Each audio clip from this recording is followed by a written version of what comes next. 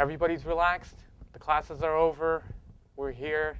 There's no dinner promise, but still people are here, so that's great. And we're going to talk about environmental ethics, specifically environmental ethics from the Muslim perspective or Sharia perspective. That's another word that we could use. And I think you would hear some of the vocabulary words that you may not be familiar with, and that relates to the Sharia or very easily describe Islamic law. Okay, but before we do that, I just want to give a brief background about myself, what I do. I'm a wetland specialist, and that means that in the state of New Jersey, we have a lot of rules and regulations in regards to protection of the wetlands. It's a minor field within environmental field, and it all relates to how, because wetlands are the source of water, and these are the areas that actually clean up all of the chemicals or all of the pollutants that get into the streams. So before you have a polluted streams, one has to make sure that the wetlands that are there, we protect them, and we're making sure that these entities, we're not simply just going all out and building, putting churches, mosques, or any structure of the house, because the wetland in itself is also sacred, because they're sacred to living creatures created by God. And so here, when we're talking about ethics, we're going to run into philosophy. We're also going to run into some religion. We're going to run into environmental ethics or environmental science. So it's going to be a lot of things coming together. And forgive me if I just run through this stuff, but it's very difficult to combine all of this within an hour or so of time. Okay, so my apologies. You could raise your hand anytime, and we could go into details about the terms or concepts that I'm going to talk about today. Okay, so getting started with what we're going to be talking about. Next one, inshallah. Thank you. Environmental ethics in Islam. These are the concepts that I'm going to be covering today. I do not mind you asking a question, raising your hand, or just interrupting me as to what did you just say? I didn't get that, okay? I will try to get you the slides. Some of the slides, Desjardins was the one that I'm using as my resource from the textbook on environmental ethics, okay? And some of the other papers I could also point you maybe later after the talk as to where I'm getting my information from. So obviously, environmental crisis, that should not be a shock to anyone. We are going through a crisis of air, water, soil, desertification, deforestation, you name it, and everything is polluted. Okay? What is environmental ethics? Environmental science is going to be something that's going to give us how much, what do we know, what are some of the things, how we could gauge in stuff like quantity of things that have been destroyed, number of threatened and endangered species, number of species that are extinct, right? All these is going to be given by the science. However, for us to protect the threatened and endangered species, right? Or for us to protect these native forests or cultures or any of that stuff, we have to go back to a branch of philosophy that's called ethics.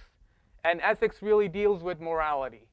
And morality deals with right and wrong. What should we do? Good and bad. Okay, so whenever we are talking about ethics, it really goes back to philosophy. And one of the first ethicists in the Western culture is none other than,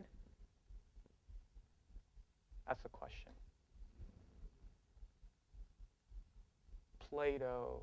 And before Plato you had, one of my students said Pluto, but I didn't take that as an answer. Socrates, yes, there was no Pluto, okay?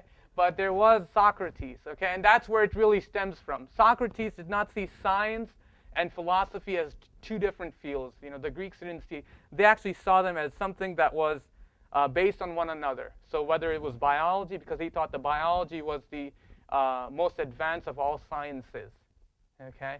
Now we have a different idea. We think that physics and chemistry are more advanced than even biology, right? So, but he thought of it as something that was sort of like sister sciences, you could say. Now, after briefly talking about environmental ethics, I will go into what is Islamic environmental ethics. Very quickly, if you don't know what it is, it's environmental ethics that is based in the Islamic sources. What are Islamic sources? Quickly, Quran, the Holy Book, Hadith, the statements of the prophets, and which is Sunnah as well. And then you have the fiqh or jurisprudence, okay, of the past historical or of the past years.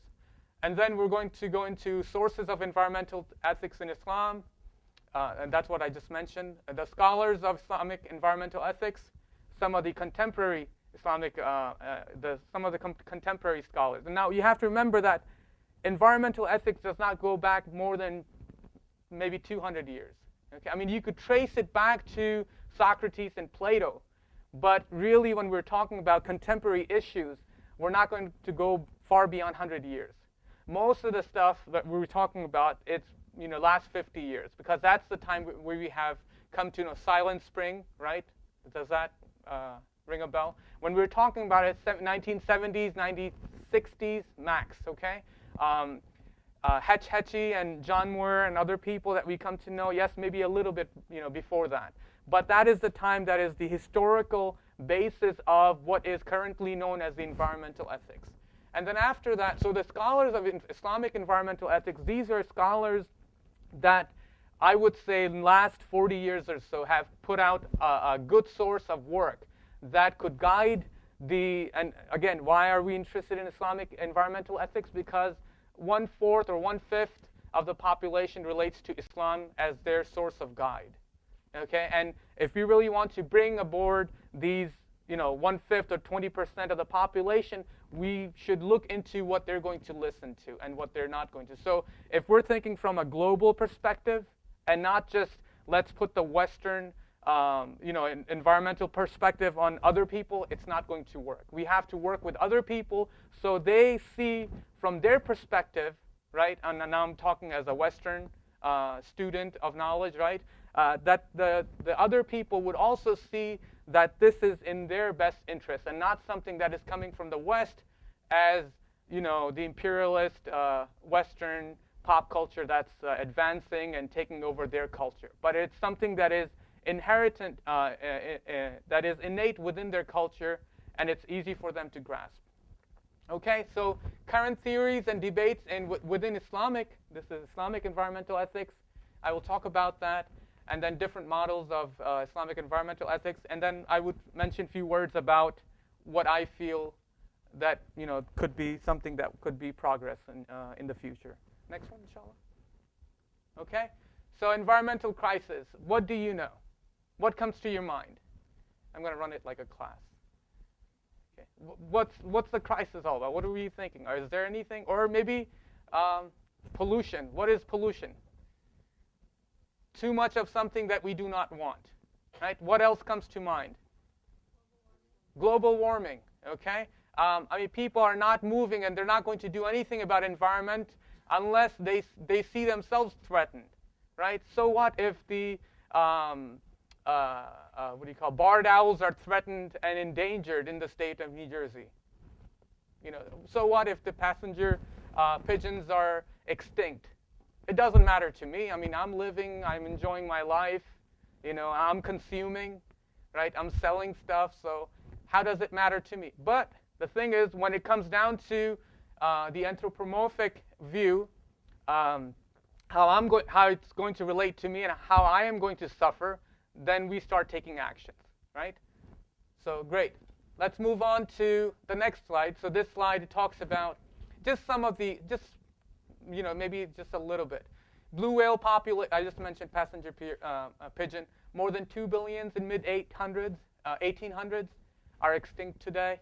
Blue whale population, 100 years ago, around 200,000, right? Now, we're looking at less than 1,000. Okay, and we're talking about threatened species here. Hypoxia, which is a condition when dissolved oxygen levels are